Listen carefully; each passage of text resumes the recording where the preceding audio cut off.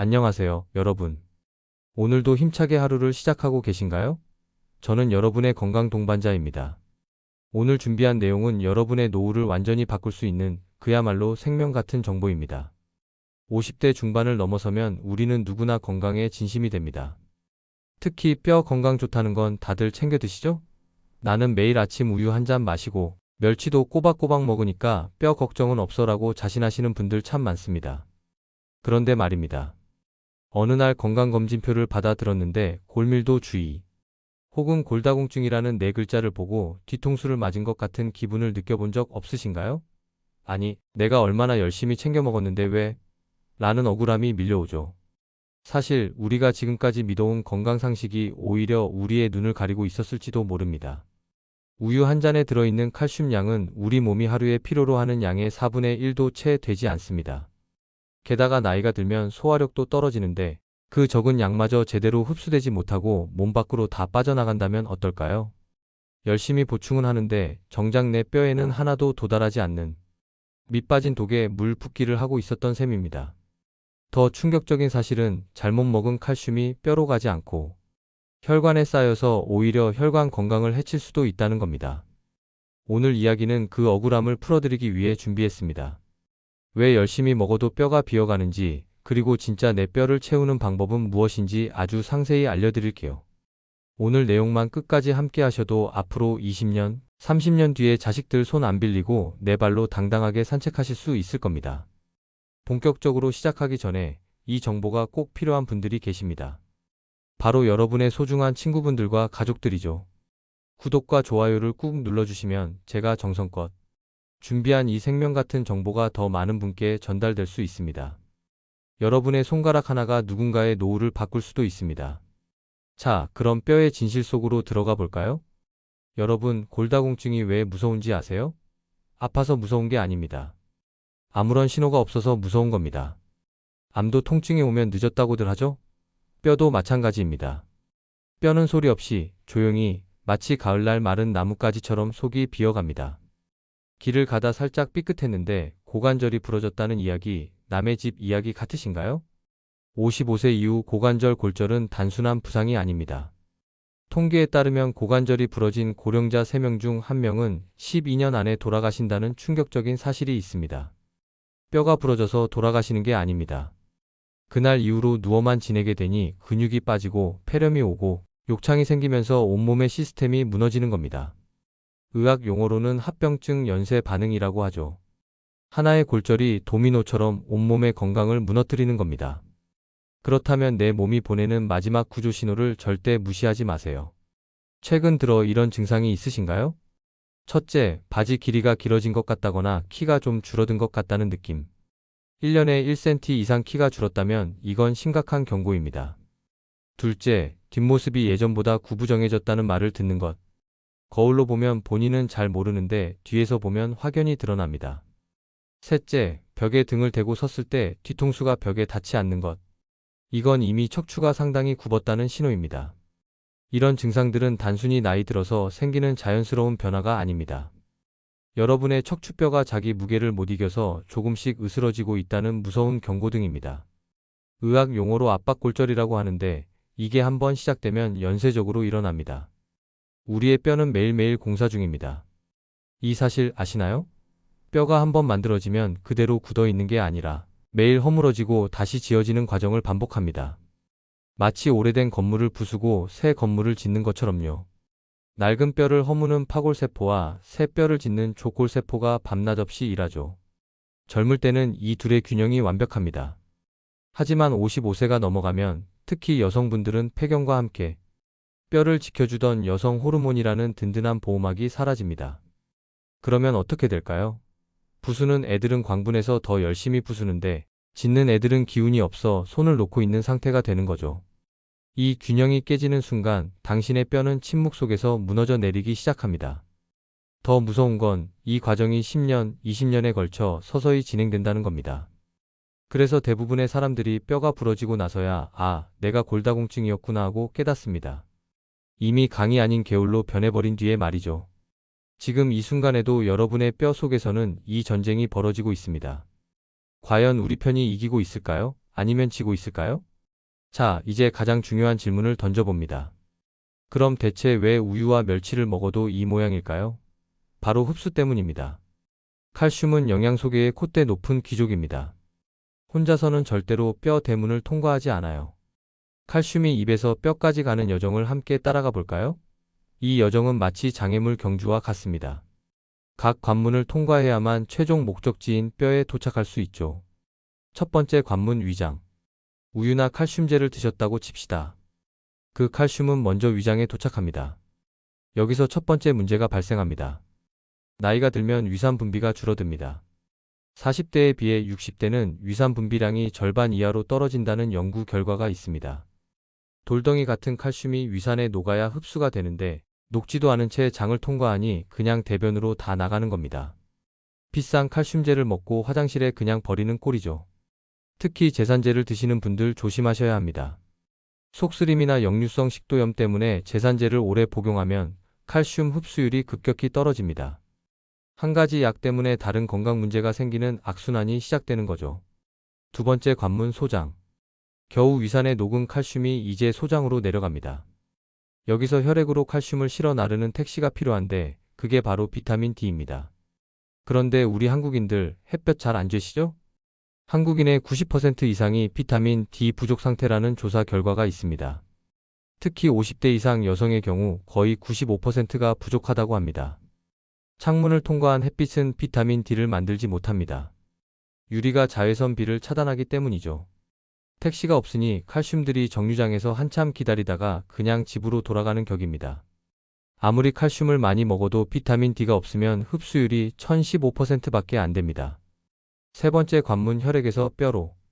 더 심각한 건 세 번째입니다. 겨우 비타민 D의 도움으로 혈액까지 들어온 칼슘, 이제 뼈로 가야 하는데 길을 잃어버립니다. 갈 곳을 잃고 혈관 벽에 달라붙으면 어떻게 될까요? 뼈로 가야 할 칼슘이 혈관에 쌓여 혈관을 딱딱하게 만듭니다. 이걸 혈관 석회화라고 하죠. 뼈는 비어가는데 혈관은 칼슘 때문에 막히는 비극이 벌어지는 겁니다. 실제로 골다공증이 심한 사람일수록 동맥경화가 심하다는 연구 결과가 여러 번 보고되었습니다. 이 칼슘을 뼈라는 집 안으로 억지로라도 끌어다 앉히는 못 역할을 하는 영양소가 따로 있습니다. 바로 비타민 K입니다. 비타민 K는 오스테오칼신이라는 단백질을 활성화시켜서 칼슘을 뼈에 단단히 박아버립니다. 동시에 혈관에 칼슘이 쌓이는 것을 막는 단백질도 활성화시킵니다. 한마디로 뼈에는 칼슘을 채우고 혈관에서는 칼슘을 빼내는 일석이조의 효과를 내는 거죠. 이 흡수 사슬, 즉 위산 마이너스 비타민, D 마이너스 비타민 K의 삼박자가 완성되지 않으면 당신이 먹는 비싼 칼슘, 영양제는 그냥 비싼 쓰레기가 될 뿐입니다. 아니, 오히려 혈관을 막는 독이 될 수도 있습니다. 이제 아시겠죠? 칼슘만 먹는다고 해결되는 게 아니라 이 세 가지가 모두 갖춰져야 한다는 것을요. 그렇다면 이제 우리의 식탁을 어떻게 바꿔야 할까요? 비싼 보약을 찾으실 필요 없습니다. 우리 주변에 널린 보물 같은 음식들을 제대로 조합하면 됩니다. 지금부터 소개하는 음식들은 모두 과학적으로 효과가 입증된 것들입니다. 앞서 말씀드린 뼈 대문에 칼슘을 박아버리는 못 역할, 비타민 K가 가장 풍부한 음식이 바로 발효된 콩입니다. 콩을 발효시키면 나오는 그 끈적끈적한 성분, 바로 거기에 비타민 K가 엄청나게 많이 들어 있습니다. 일본의 낫또 한 팩 50g에는 하루 필요량의 10배가 넘는 비타민 K가 들어 있습니다. 우리나라 청국장도 마찬가지죠. 냄새가 지독해서 못 먹겠다고요? 김치에 섞어 드세요. 김치의 향이 냄새를 많이 잡아줍니다. 케일, 브로콜리, 시금치 같은 푸른잎 채소는 우유보다 칼슘 흡수율이 훨씬 높습니다. 우유의 칼슘 흡수율이 32% 정도라면 케일은 무려 50%가 넘습니다. 게다가 비타민 K1도 풍부해서 뼈 건강에 이중으로 좋습니다. 여기에 들깨가루를 듬뿍 넣어서 드세요. 들깨의 오메가-3 성분은 뼈의 염증을 줄여주고 칼슘이 잘 정착하도록 돕습니다. 한 연구에 따르면 오메가-3를 충분히 섭취한 그룹이 그렇지 않은 그룹보다 골밀도가 훨씬 높았다고 합니다. 레몬즙이나 사과 식초 한 스푼을 물에 타서 식사 직전에 드세요. 속 쓰려서 어떻게 마셔? 하시겠지만 아주 연하게 타서 드시면 됩니다. 물 한 컵에 레몬즙 또는 식초 한 티스푼 정도면 충분합니다. 이게 왜 중요하냐면 부족한 위산의 역할을 대신해 칼슘을 말랑말랑하게 녹여 흡수율을 2배 이상 끌어올려주기 때문입니다. 실제로 위산 분비가 적은 노인들에게 식초를 먹인 그룹과 안 먹인 그룹을 비교했더니 칼슘 흡수율에 확연한 차이가 났다는 연구가 있습니다. 멸치, 뱅어포, 정어리, 통조림 같은 것들이죠. 이런 생선들은 뼈째 먹을 수 있어서 칼슘이 풍부할 뿐 아니라 생선 기름에 비타민 D도 들어있어 일석이조입니다. 특히 정어리 통조림은 뼈가 말랑말랑해서 먹기도 좋고 한 캔에 하루 필요 칼슘의 40% 정도가 들어있습니다. 간식으로 멸치볶음을 만들 때 들깨가루를 넣으면 금상첨화죠.